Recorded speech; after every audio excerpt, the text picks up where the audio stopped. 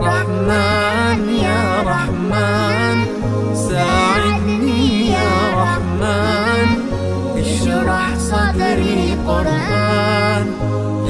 تو امید ہے کہ آپ کے یہاں تک بات سمجھ میں آ گئی ہوگی. اب ہم آگے چلتے ہیں تو دیکھتے ہیں. میں نے آپ سے یہ کہا تھا کہ لفظ مستعمل لفظ کی قسم ہے دو، ٹھیک ہے نا. ایک ہے مہمل اور ایک ہے مستعمل. ابتداءً میں نے آپ کو ایک بات کہی تھی. میں نے یہ کہا تھا مستعمل کی تعریف ہم لوگ آگے پڑھیں گے اور پھر مستعمل کی قسمیں ہم لوگ آگے انشاءاللہ تعالی ہم لوگ پڑھیں گے. تو ابھی مستعمل ہم نے پڑھا تو مستعمل آپ کی سمجھ میں آ گیا. مستعمل کسے کہتے ہیں؟ مستعمل کہتے ہیں ہر بامعنی لفظ کو مستعمل کہتے ہیں. لفظ کی دو قسمیں ہیں، ایک بے معنی اور ایک بامعنی. تو جس کا کوئی معنی ہوتا ہے ہم اسے مستعمل کہتے ہیں. اور اب ہم کیا پڑھنے لگے؟ اب ہم مستعمل کی قسمیں پڑھنے لگے. یعنی جس کا کوئی معنی ہوگا اسے مستعمل کہیں گے. اور مستعمل کی پھر دو قسمیں، ایک مفرد اور ایک کیا ہے؟ ایک ہے مرکب. ایک مفرد ایک مرکب. ویسے تو نام سے ہی بتا رہے ہیں لیکن میں باقاعدہ طور پر آپ کو پہلے تمہید اور پھر اس کی میں آپ کو تعریف بتاؤں گا تاکہ آپ کو سمجھنا آسان ہو. دیکھیں ہم نے کہا کہ لفظ جو بھی انسان تلفظ کرتا ہے وہ ہوتے ہیں لفظ، اور اس کی دو قسمیں ہوتی ہیں، ایک تو مہمل اور ایک ہوتا ہے مستعمل. مستعمل وہ ہوتا ہے کہ جس کا کوئی نہ کوئی معنی ہوتا ہے، اور مستعمل کی پھر میں نے آپ کو بتایا کہ دو قسمیں ہوتی ہیں، ایک مفرد اور ایک مرکب. دیکھیں اس کو سمجھتے ہیں ہم. ہر بامعنی لفظ کو مستعمل کہتے ہیں. اور اب جتنے بھی الفاظ میں ادا کرتا ہوں جس کا کوئی معنی ہوتا ہے، بے معنی کی بات ابھی میں نہیں کر رہا، ابھی بے معنی کو سائڈ پہ رکھ دیں. مستعمل جتنے بھی الفاظ ہوتے ہیں جن کا کوئی معنی ہوتا ہے، یا تو وہ لفظ اکیلا ہوگا جس کا کوئی معنی ہوگا، اور یا تو پھر دو ہوں گے یا پھر دو سے زیادہ. تو یاد رکھیں اگر وہ لفظ اکیلا ہوگا، ایک معنی پر دلالت کرنے کے لیے وضع کیا گیا ہوگا تو ہم اس کو کہہ دیں گے مفرد. اور اگر وہ دو ہوں گے یا پھر دو سے زیادہ تو اب ہم اسے کیا کہہ دیں گے؟ مرکب. تو آئیے میں آپ کو اس کی باقاعدہ طور پر اسکرین پہ میں آپ کو مثالیں بھی دے دیتا ہوں اور اس کی میں آپ کو تعریفات بھی میں آپ کو بتا دیتا ہوں. دیکھیں مفرد ابھی ہم نے پڑھا مستعمل کی دو قسمیں ہیں، ایک مفرد اور ایک مرکب. کس اعتبار سے؟ یا تو لفظ اکیلا ہوگا یا تو پھر دو یا دو سے زیادہ کلمات کا مجموعہ ہوگا. اگر ایک ہوگا اکیلا ہوگا تو ہم اس کو کہہ دیں گے مفرد. تو اسکرین پر اس کی تعریف دیکھتے ہیں کہ کیا ہے. کہہ رہے مفرد وہ اکیلا لفظ ہے جو اکیلے معنی پر دلالت کرنے کے لیے وضع کیا گیا ہو.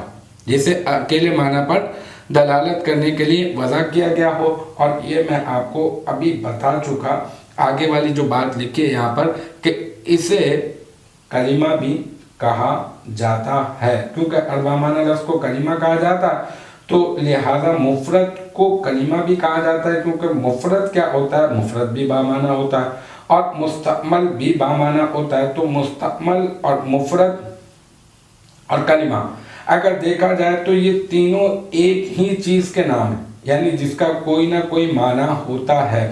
مثال کے طور پر جیسے کہ زیدن.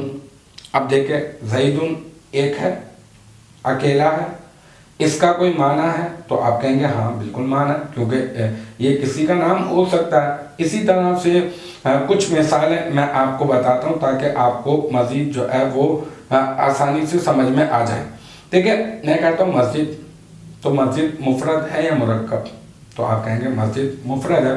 میں کہتا ہوں پنکھا، پنکھا مفرد ہے یا مرکب؟ تو آپ کہیں گے پنکھا مفرد ہے. اچھا لائٹ مفرد، ریموٹ مفرد، اچھا کھڑکی مفرد، دروازہ مفرد، کتاب مفرد. تو مفرد کیا ہوگا؟ مفرد اکیلا لفظ ہوگا جو ایک معنی پر دلالت کرنے کے لیے وضع کیا گیا ہوگا. اسے کلمہ بھی کہتے ہیں اور اس کی اتنی ساری میں نے آپ کو مثالیں دے دی. تو امید ہے کہ یہ آپ کی سمجھ میں آ گئی ہوں گی. اب ہم مرکب کو سمجھتے ہیں. مرکب کیا ہوگا؟ مرکب دو یا پھر دو سے زیادہ کلمات کے مجموعہ کو مرکب کہیں گے. دو ہوں گے یا پھر دو سے زیادہ کلمات کے مجموعہ کو مرکب کہیں گے. جیسے کہ آپ کہتے ہیں مسجد، تو مسجد کیا ہے؟ مفرد. میں کہوں مسجد کا دروازہ، اب یہ مسجد کا دروازہ یہ کیا ہو جائے گا؟ دو سے زیادہ ہے نا، تو یہ کیا ہو جائے گا؟ یہ ہو جائے گا مرکب. اسی طرح سے میں آپ سے کہتا ہوں خوبصورت مسجد، تو یہ کیا ہو جائے گا؟ یہ بھی مرکب ہو جائے گا. میں کہتا ہوں نیلا آسمان، نیلا آسمان، یہ بھی مرکب ہو جائے گا. میں کھانا کھاتا ہوں، میں کھانا کھاتا ہوں، یہ کیا ہو جائے گا؟ مرکب. یہ دو سے زیادہ کلمات کا مجموعہ ہے. تو المختصر یہ کہ اگر لفظ ایک معنی پر، لفظ مستعمل اگر ایک معنی پر دلالت کرنے کے لیے وضع کیا گیا ہوگا، اکیلا ہوگا، تو ہم اسے کہہ دیں گے مفرد. اور اگر وہ دو یا دو سے زیادہ کلمات کا مجموعہ ہوگا تو ہم اسے کیا کہیں گے؟ ہم اسے کہیں گے مرکب. جیسے کہ بیت نظیف، صاف ستھرا گھر. جیسے کہ باب المسجد، مسجد کا دروازہ.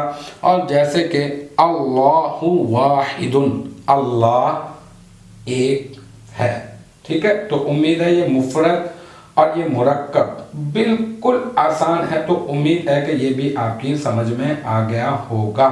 تو اب تک ہم نے لفظ کی تعریف اور لفظ کی تعریف کے بعد لفظ کی قسمیں اور لفظ کی قسموں میں ایک لفظ مستعمل اور پھر لفظ مستعمل کی دو قسمیں، ایک مفرد اور ایک مرکب، الحمدللہ ہم نے یہ پڑھ لیا. اگر دیکھیں تو پورا کا پورا سبق تو یہی ہے، لیکن اضافی طور پر میں آپ کو بطور مشق میں آپ کو چند مثالیں کروانا چاہتا ہوں، اور ان مثالوں میں سوالات و جوابات کا سلسلہ بھی ہوگا تاکہ ہمیں یہ سمجھ میں آ سکے کہ جو ہم نے سبق پڑھا ہے ہم اس کو سمجھنے میں کامیاب ہو سکے ہیں یا نہیں ہو سکے. ان سوالات و جوابات کے سلسلے سے آپ کو بہت زیادہ آسانی ہو جائے گی اور آپ کو ایک کانفیڈنس جو ہے وہ آپ کا بہت زیادہ بڑھتا ہوا نظر آئے گا آپ کو، اس سے کہ ہاں میں نے جو پڑھا ہے واقعی میری سمجھ میں آ گیا ہے.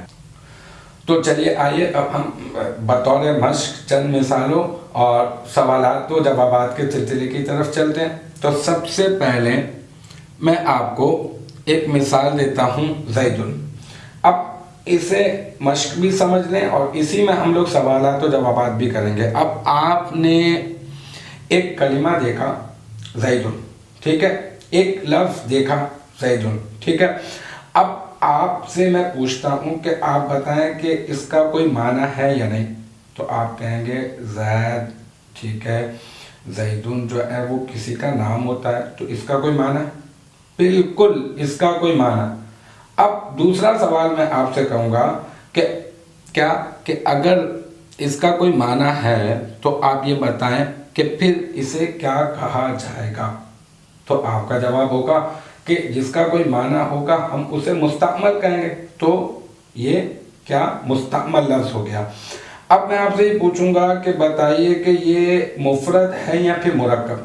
تو آپ کہیں گے یہ اکیلا ہے، دو تو نہیں ہے، دو سے زیادہ کلمات بھی نہیں ہے، تو یہ اکیلا ہے.